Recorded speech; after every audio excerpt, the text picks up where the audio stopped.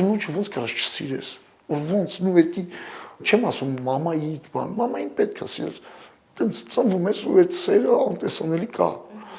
եթե չի լինում դա արդեն ինչ-որ անոմալիա է, ես երազում եմ, որպեսզի Հայաստանում լինեն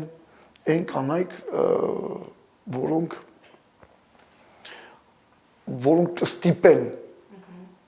կստիպեն, որ իրանց հարգեն ու սիրեն ու լսեն, կստիպեն, բայց ոչ թե ագրեսիայով, որովհետև ագրեսիվ այդ կանանց մոտեցումը, բան չէ, ֆեմինիզմի, թող ինձ ներեն բոլորը, հիմնականում ագրեսիա եմ տեսել, շատ քիչ հատուկ այդ մարդիկ կան, որ շատ տրամաբանելով հստակ, չէ, ունեք իմ Արմինեն, ինքը շատ տրամաբանելով հստակ դիրքորոշումներ ուներ իր իրավունքների, իր մոտեցումների հետ կապված, ու ես մերժում էի դրա համար, գժվում էի, ասում էի, սա պետք է, սա պետք է, եթե որտեղ պետք է, այդ կինը պետք է հելնի աման լվանա, որտեղ պետք է չի հելնի լվանա, որտեղ պետք է ես կլվանամ, որտեղ պետք է ես չեմ լվանա, այսինքն պետք է սիմբիոզը լինի, որ ասում են տան գործելով պիտանի կինը, երկուսն էլ պիտան են, երկուսն էլ հաց են ուտում, ոնց կարա տղամարդը ուտի, կինը լվանա, հետո որոշել, որտեղ է գրած դա, որ շորերը պետք է լվան, ես օրինակ իմ կնոջը չեմ թույլ տվել իմ շորերը լվանա, ասում եմ խնդրում եմ, քեզ շատ եմ հարգում սիրում, հանկարծ իմ շորերը չլվանաս, ես իմ շորերը կլվանամ, ինձ դա դուր չի գալիս, իսկ ընտանիքներ կան օրինակ ամենայն հարգանքով այդ ընտանիքներին կանայք իրանց ամուսինների, ծնողների շորերն են լվանում, իմ ընտանիքում ես չէի ուզի տենց լիներ, ու չի եղել, իմ ծնողներն էլ ոնց որ դրան կողմ են եղել, որ չլինի, մամաս ասում է ես կամ, պապաս ասում է ես կամ, մենք անում ենք, դու գամ ես, նեղություն տանք այդ մարդ, մենք դա անում ենք, դրանով մենք չենք ծնողներին սիրում կամ չեմ սիրում, չէ, քավլիցի։ Շատ լավ, աղբերդ ոնց որ Էրիկ Ռոբերտսը լինի, Ջուլիա Ռոբերտսի աղբերը։ Հա, մեկ եմ նմանացնում եմ բանին,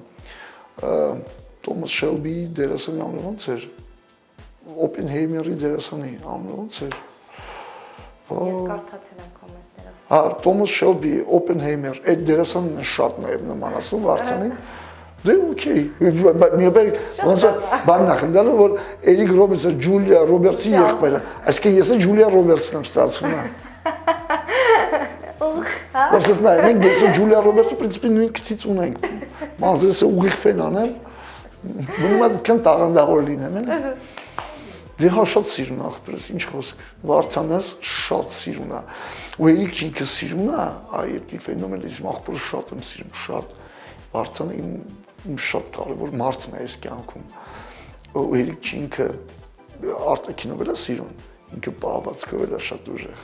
իր պահվածքը շփում է խոսալը, այ որ իր այդ շփվեք կզգաք, որ ամբողջ խարիզման գեղեցկությունը տաղանդը մեր ընտանիքում ծնողներից գենից գնացել է իրան։ Ես անկեղծ Վարդանը ինքը մեծ ջերմ սիրուն լավ էներգիայով անձնավորությունով շատ սիրում է, պլյուս մազերն էլ բնական, տեսեք իմ մազերն են սպիտակում։ Այդ տենց ինչ որ երևի հորմոնալ է։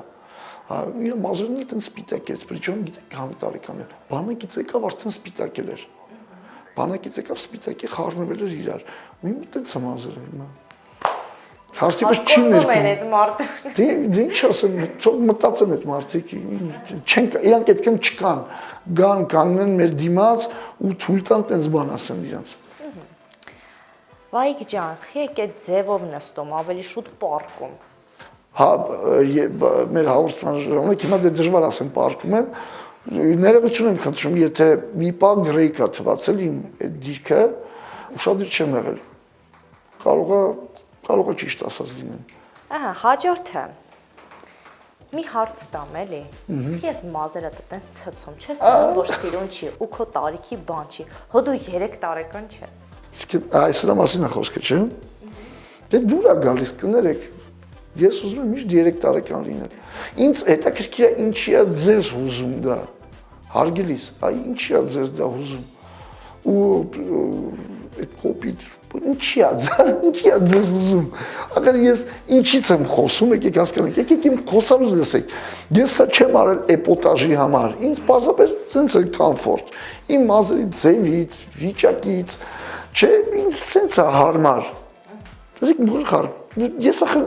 ուրիշ բան եմ խոսում երևի այդ պահին կամ ինչ-որ բան եմ անում։ Հավատացեք հիմար բան չեմ խոսում, այդ երևի։ Էսի երկրորդական է։ Հենց այս նույն թեմայի մեջ ասում են ոյ, օտոմները։ Հա։ Okay, ընդունում եմ ճիշտ են ասում։ Ես խնդրեմ ունեմ ու ընդհանրապես չեմ հասցնում գնամ կարգավորեմ։ Հա, okay։ Ես հիմա չեմ ասի, դրանք ինձ վիրավորում են բան ասեմ, okay, ճիշտ եք ասում։ Եթե ես եթերային մարդ եմ, այսինքն եթերում երևում եմ, պետք է կարգի բերեմ։ Դա, որպեսզի մարդը նայելուց դիսկոմֆորտ չունենա։ Հիմա ասում են հաղորդավարը, բայց պետք է որ սպորտային հագուստով TV դուրս գա։ Ահա,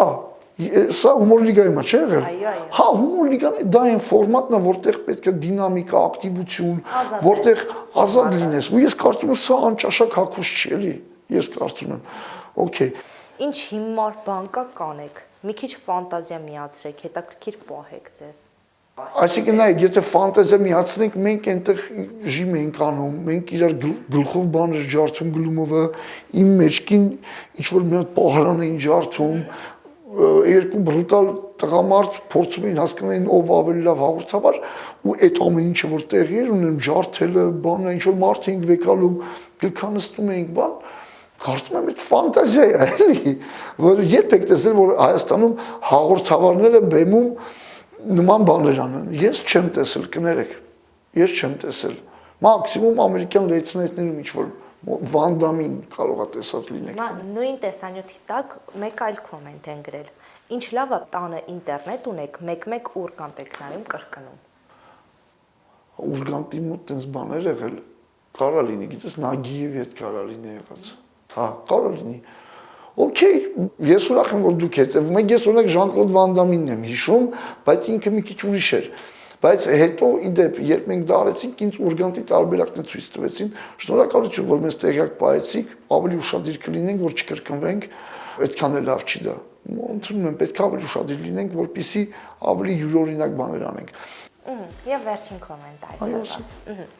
Հարգելի Վահե Խաչատրյան ջան, դուք ոչ ոքի պարտավոր չեք բացատրություն տալ, թե ինչու եք կրկին վերադարձել հանրային դաշտ։ Դա ձեր իրավունքն է։ Իսկ այն մարդիկ, ովքեր չեն հարգում ձեր վիշտը ու շարունակում են չարախոսել, հավատացեք, իրենք այս կյանքում արդեն տուժվել են, դրա համար կապ չունի, կլինեք դուք թե մեկ ուրիշը, իրենք մեկ է խոսելու են ու մի խոսքով կա ամեն մարդ իր խելքից է տուժվում։ Իրենք իրենց խելքից արդեն տուժվել են։ Իրենց միայն մնում է քննադատել այն մարդկանց, ովքեր առաջ են գնում։ Ոյ, շնորհակալություն դա խոսքերի համար։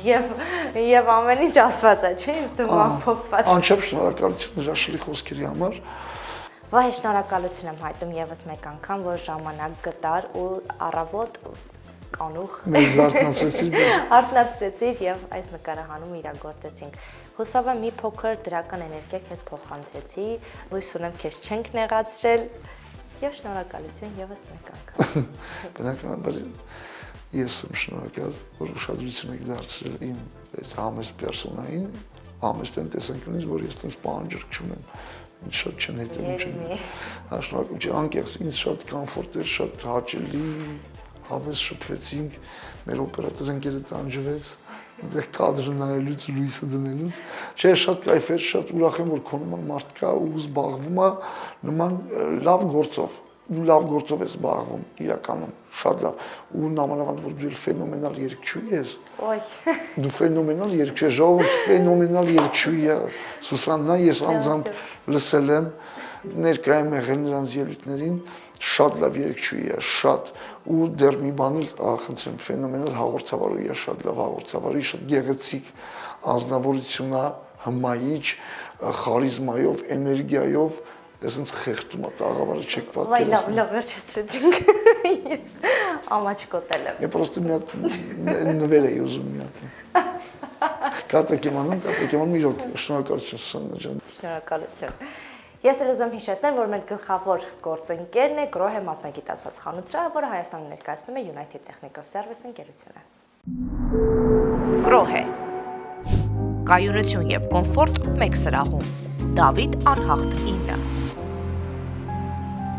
Սրահը ներկայացնում է United Technical Service ընկերությունը։